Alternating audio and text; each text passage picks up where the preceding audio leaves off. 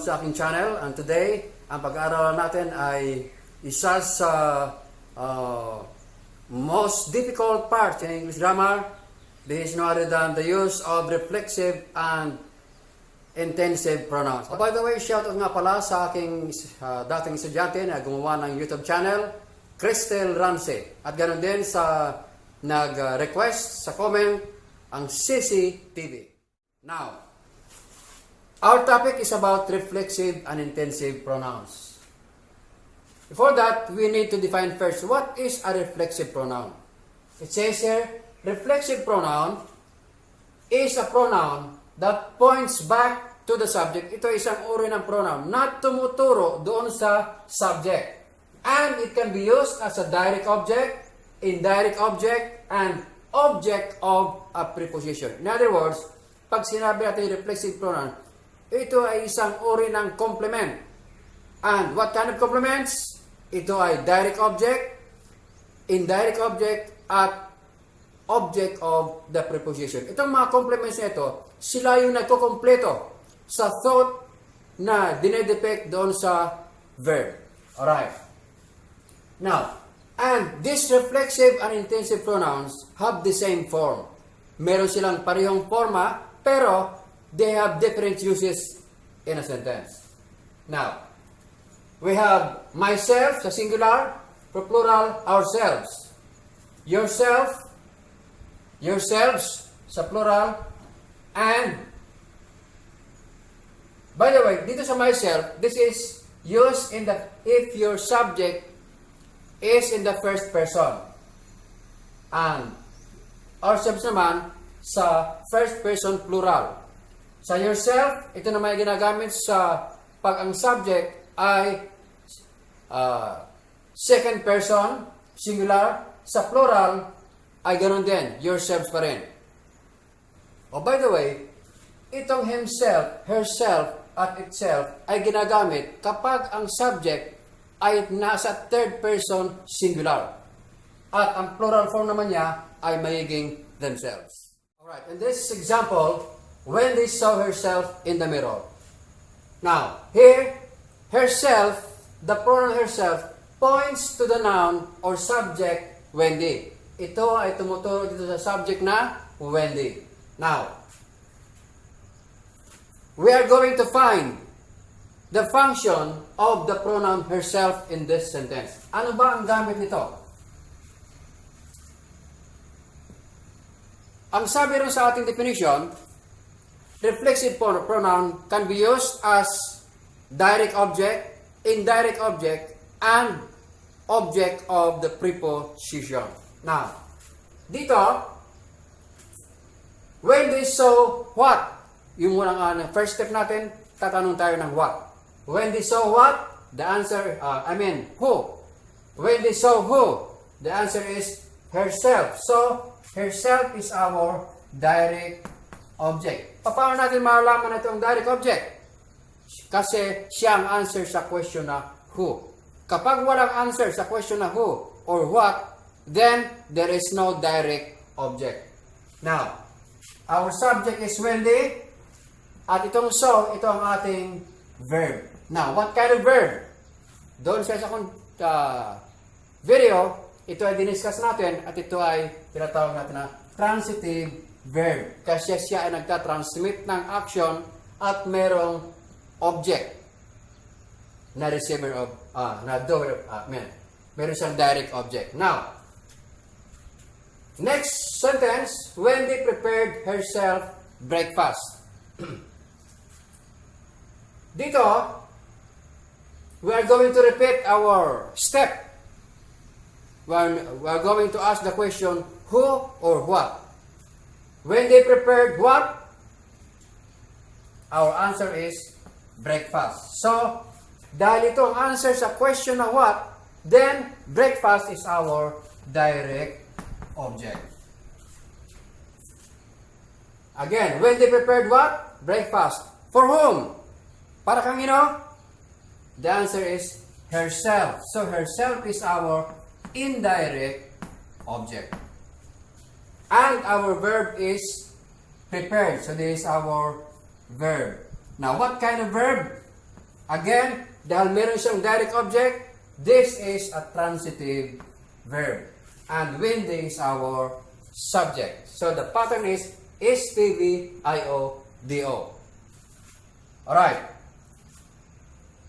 So dito, ang herself ay nagpapangsyon na indirect object. At itong herself ay tumutukoy dito sa subject na Wendy. Okay. Next example. Wendy should prepare her breakfast to herself. Now, we are going to ask the question, what again to find the direct object? Wendy should prepare what? Of course, my answer. The answer is breakfast. So, breakfast is our direct object. But, instead of indirect object, meron tayong object of the preposition. Ito yon. Herself is the object of the preposition to. Ito ang ating preposition. So, ang papel na ginagampanan ng pronoun, pronoun na herself, ay object of the preposition to. Okay. And, as well, itong herself na ito ay tumutukoy din dito sa subject na Wendy. Yan. Tumutukoy din siya dito. Now, we have direct object. We have verb. What kind of verb? Meron siyang direct object, so this is transitive verb. Okay. And then, this is our subject. Itong herself ngayon, ito ang acting object of the preposition. So, our pattern is STVDOOP. Alright. Again, ang herself ay object ng preposition na to, at itong herself ay tumutukoy rin dito sa subject na Wendy. Now, for the intensive pronouns,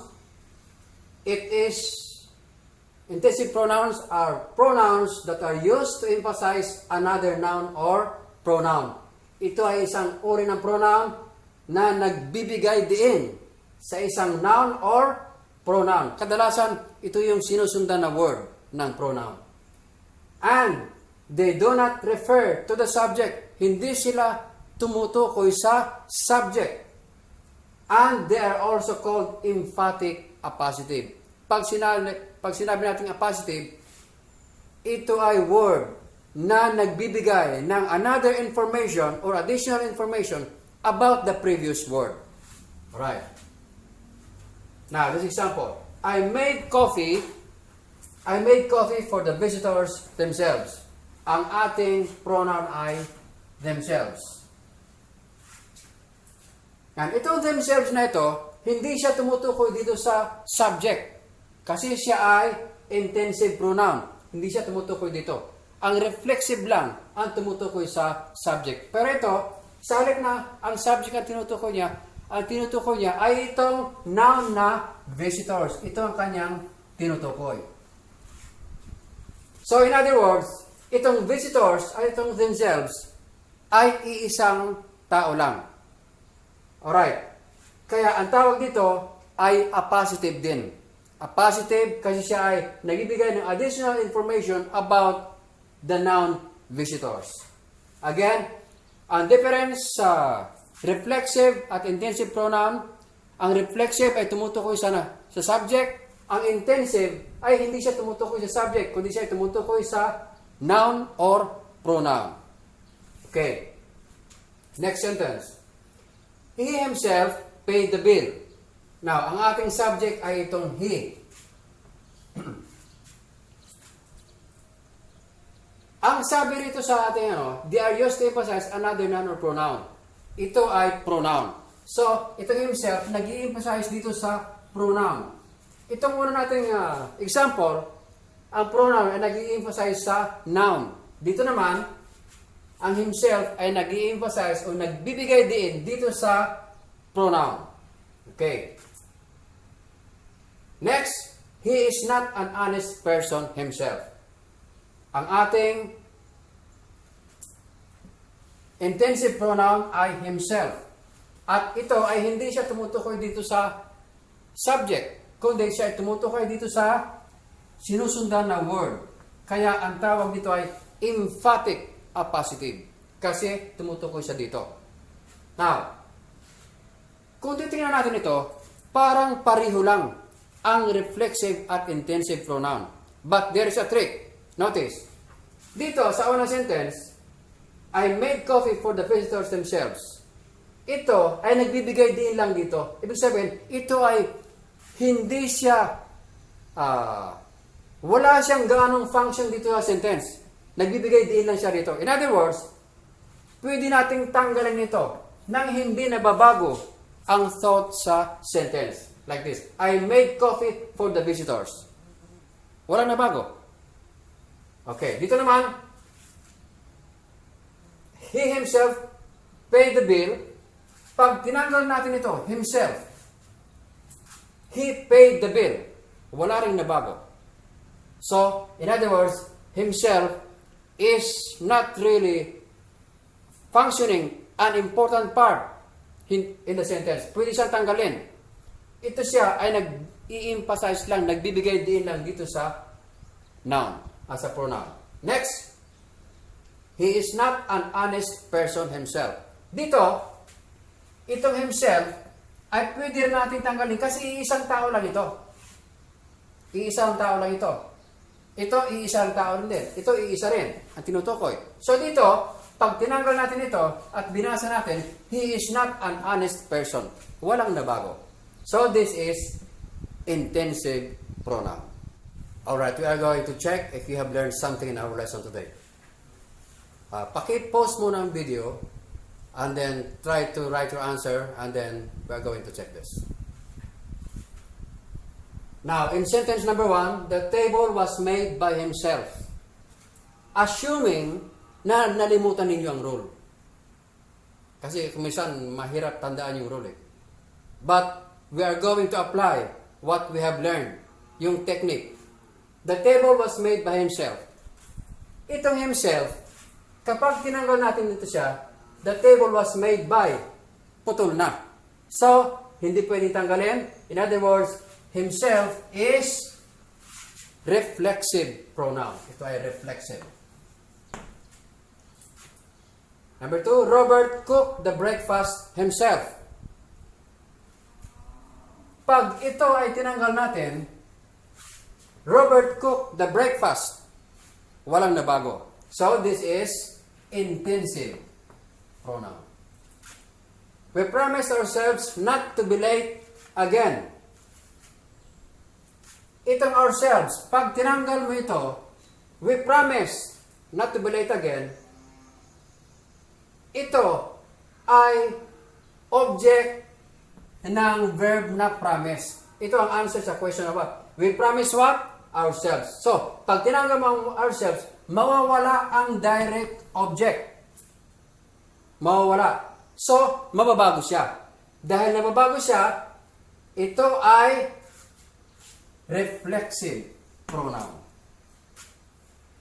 Ito naman, Stella prepared the table herself. Now, pag tinanggal natin ito, Stella prepared the table, walang nabago. So this is intensive pronoun.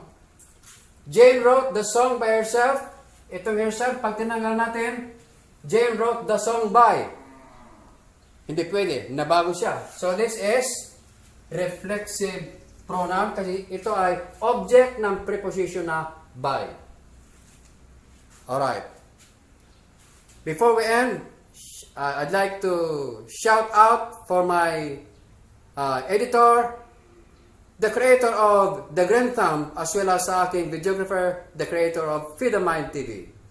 Now, if you have learned something in our lesson today, please don't forget to like, subscribe, click the notification bell in order to be updated, at siyempre, share na rin para mas marami pang matuto. Thank you very much for watching. See you again.